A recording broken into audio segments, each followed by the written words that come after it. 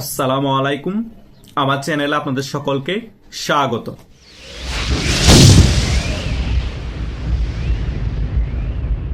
ভারতের বর্তমান বিজেপি সরকার যে জিনিসটার জন্য এতদিন অপেক্ষা করছিল সেটা তারা হাসিল করতে পেরেছে। পশ্চিমবঙ্গের মধ্যে মমতা ব্যানার্জি হেরে গিয়েছে, শুভেন্দ্র অধিকারী জিতে গিয়েছে।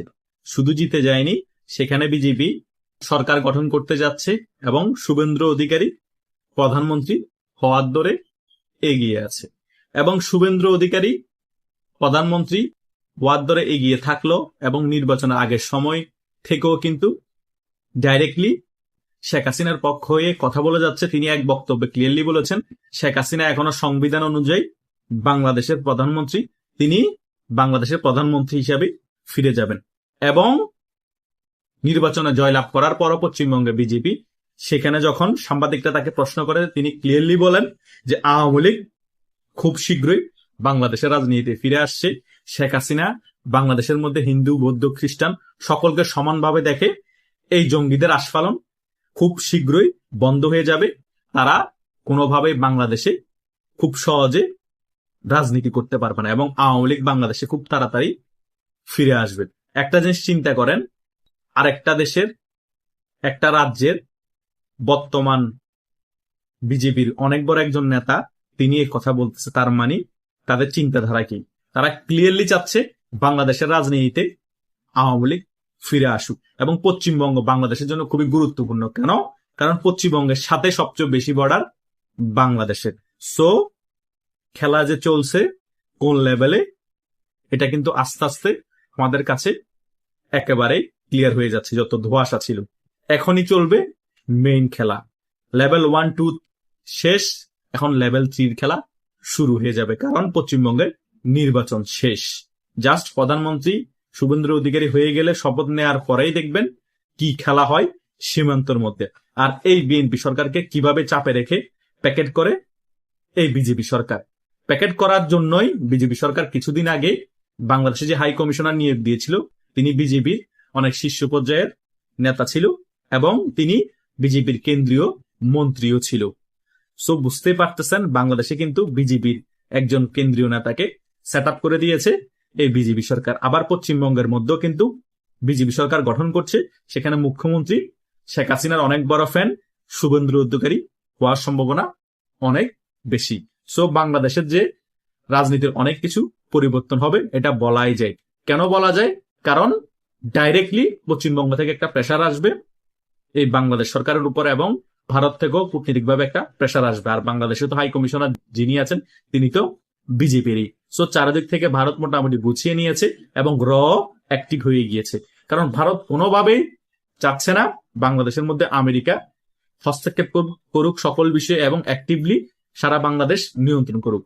এই যে সার্বভৌমত্ব ক্ষতি করে আমেরিকার সাথে যে চুক্তি করেছে ডক্টর ইউনূস, এই বিষয়টা নিয়েও কিন্তু ভারত অনেক প্যাডাপ, কিন্তু খোলাসাভাবে মুখ খুলছে না। আমেরিকা মাইন্ড করবে সেই কারণে। সো ভারত যত তাড়াতাড়ি সম্ভব এই বিএনপি রেজিমকে কিভাবে পরিবর্তন করবে এবং আওয়ামী লীগ রেজিমকে আবার ক্ষমতা আনবে সেটার দিকে এখন নজর দিবে। কারণ এই বিএনপি রেজিম এবং জামাত রেজিম যতদিন থাকবে ততদিন আমেরিকার এই দেশ বিরোধী এই যে চুক্তি আছে বাংলাদেশের সাথে করেছে সেটা কিন্তু বহাল থাকবে। আর আমেরিকা সারা বাংলাদেশে ছড়িয়ে ঘুরাতে পারবে। কারণ বাংলাদেশ আমেরিকার পারমিশন ছাড়া কোনো কিছুই করতে পারবে না। আর ইন্ডিয়াকেও চাপে রাখতে পারবে। আর ইন্ডিয়া কোনোভাবে এটা মেনে নিবে না আমেরিকা টেকনিক্যালি ভাবে বাংলাদেশ দিয়ে ইন্ডিয়াকে চাপে রাখুক। সে কারণে আমেরিকাকে উল্টা চাপে রাখার জন্য এবং বাংলাদেশকে মোটামুটি কূটনীতিক ভাবে দমিয়ে রেখে বাংলাদেশকে নিয়ন্ত্রণ করার জন্য আওয়ামী লীগকে আবার বাংলাদেশের রাজনীতিতে ফিরাবে এবং যে চুক্তিটা আছে সেই চুক্তি বাতিল করার জন্য বিএনপি সরকারকে প্রথমে চাপ দেওয়া হবে। আর না হলে আওয়ামী লীগকে আবার বাংলাদেশের রাজনীতিতে ফিরিয়ে এনে ক্ষমতায় বসিয়ে এই চুক্তি বাতিল করা হবে। কোনোভাবেই আমেরিকাকে সেন্ট মার্টিনে ঘাঁটি কাটতে দেওয়া হবে না, কোনোভাবেই মায়ানমারের সাথে করিডোর করতে দেওয়া হবে না এবং এই সকল চুক্তিও বাতিল করা হবে। এই ভারতের এই প্ল্যানটাকে সম্পূর্ণরূপে সমর্থন দিবে রাশিয়া বলেন, চীনও কিন্তু মূল সমর্থন দিবে। কারণ চীনও চাইবে না এই সাউথ ব্লকের মধ্যে কোনোভাবে আমেরিকার আধিপত্য থাকুক। কারণ সাউথ ব্লকের মধ্যে আমেরিকার আধিপত্য থাকা মানে চীনেরও আধিপত্য খর্ব হওয়া, ভারতেরও আধিপত্য খর্ব হওয়া। কারণ ভারত এবং চীন দুটো দেশই হচ্ছে বিশ্বের সুপার পাওয়ার। এরা দুইটা সুপার পাওয়ার হলো নিজেরা নিজেদের মধ্যে তেমন যুদ্ধ অবস্থা তৈরি করে না, হয়তো বা কিছু মনোমালিন্য হয় সীমান্ত অবস্থায়, অনেক কিছু নিয়ে হঠাৎ কিছু মারামারি হয়, কিন্তু ওই লেভেলের অবস্থা হয় না যে অনেক বেশি যুদ্ধ হয়ে যাবে পাকিস্তান আর ভারত যেভাবে হয়। সো আমেরিকাকে বাংলাদেশ থেকে একেবারে ওয়াশড আউট করে দেওয়া হবে এবং আমেরিকার যে আধিপত্য আছে একেবারে বাংলাদেশ থেকে বিলীন করে দেওয়া হবে। আমেরিকা কিন্তু ছাড়ার পাত্র না, আমেরিকা আধিপত্য ধরে রাখার চেষ্টা করবে।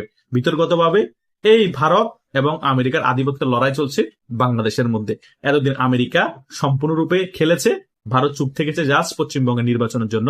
এখন পশ্চিমবঙ্গের নির্বাচনে বিজেপি সরকার চলে এসেছে এবং প্রধানমন্ত্রীও যে মুখ্যমন্ত্রীও কিন্তু বিজেপি সরকার থেকেই হবে। সো মোটামুটি খেলা এখন ভারতের হাতে সম্পূর্ণরূপে এবং বিজেপি সরকারের হাতে। সো ভারত বাংলাদেশের মধ্যে যেটা অনেক আগে থেকে করতে চাচ্ছিল সেটা অলরেডি করবে। এই 1-2 মাসের মধ্যেই দেখবেন এই বিএনপি সরকার অনেক বেশি চাপ ফেস করছে, কূটনীতিক ভাবেও চাপ ফেস করছে, বহির্বিশ্ব থেকে অনেক চাপ ফেস করছে, ভারত থেকেও চাপ ফেস করছে। এবং খুব রিসেন্টলির মধ্যে আওয়ামী লীগ বিশাল বিশাল বিক্ষোভ মিছিল করবে সারা বাংলাদেশের মধ্যে, ঢাকার মধ্যে বিক্ষোভ মিছিল শুরু হয়ে যাবে এবং আওয়ামী লীগের গণজোয়ার সারা বাংলাদেশে শুরু হয়ে যাবে। এটা আপনারা লিখে রাখুন, আমি আজকে বলে দিচ্ছি। অনেক কিছুই হবে, কিন্তু বিএনপি সরকার একেবারেই কোণঠাসা হয়ে পড়বে, তখন বাধ্য হবে এক পর্যায়ে। কিন্তু ফাইট করবে বিএনপি, হাল ছেড়ে দেবে, কারণ 20 বছর পরে ক্ষমতা এসেছে এই জামাত এবং এই বিএনপি জোট। সো জামাত বিএনপি জোট মিলে কিন্তু ফাইটটা করবে। দেখেন না তারা বিভিন্ন আইনজীবী নির্বাচনের মধ্যে একতরফা ভাবে বিএনপি এবং জামাতে ভাগাভাগি করে তাদের লোকদেরকে বসিয়ে দিচ্ছে। তারা কিন্তু জানে এগুলোর জন্য অনেক চাপ আসবে, বহির্বিশ্ব থেকে সমালোচনা হচ্ছে, তবুও কিন্তু তারা ক্ষমতা ছাড়তে চাচ্ছে না। সুপ্রিম কোর্টে নিয়ে নিচ্ছে, জজ কোর্টে নিয়ে নিচ্ছে এবং হাইকোর্টেও তাদের লোকদেরকে নিয়ে নিচ্ছে। আর অন্যান্য যারা আছে প্রার্থী তাদেরকে বাতিল করে দিচ্ছে, তাদের যেখান থেকে নির্বাচন করবে সেখান থেকে কোনো কথা নাই, বার্তা নাই, সে সকল বিষয় তাদেরকে জানান না দিয়ে তাদেরকে একেবারে নির্বাচন অংশগ্রহণ করতে দিচ্ছে না। স্বতন্ত্রভাবে তারা নির্বাচন অংশগ্রহণ করতে পারবে না। সো এটা করে কি লাভ হলো? এটা করে উল্টা হিতে বিপরীত হয়ে গেল। সারা বাংলাদেশের মানুষ দেখতে পেয়েছে যেখানে আওয়ামী লীগ পন্থী আইনজীবীরা নির্বাচন অংশগ্রহণ করতে পারে না, সেখানে ভোটও করা নাই। তারা নিজেরা মামু ভাইগনারা ভাগাভাগি করে নিয়েছে এবং আইনজীবীরা সংবাদ সম্মেলনে এসে বলল তাহলে নির্বাচনের দেওয়ার দরকার কি? তাদের নাম ঘোষণা করে দিয়ে তাদেরকে ওই জায়গায় বসিয়ে দিলেও তো হয়ে গেল, নির্বাচনের নামে নাটকের কোনো প্রয়োজন ছিল না। তার মানে বিএনপি সরকার এখন মরিয়া হয়ে গিয়েছে সারা বাংলাদেশ নিয়ন্ত্রণে নেওয়ার জন্য, জামাত বিএনপি সকল জায়গায়। কারণ আওয়ামী লীগ যে খুব রিসেন্টলি ব্যাক করবে, খুব রিসেন্টলি রাজপথে নামবে, তারা বুঝতে পেরেছে।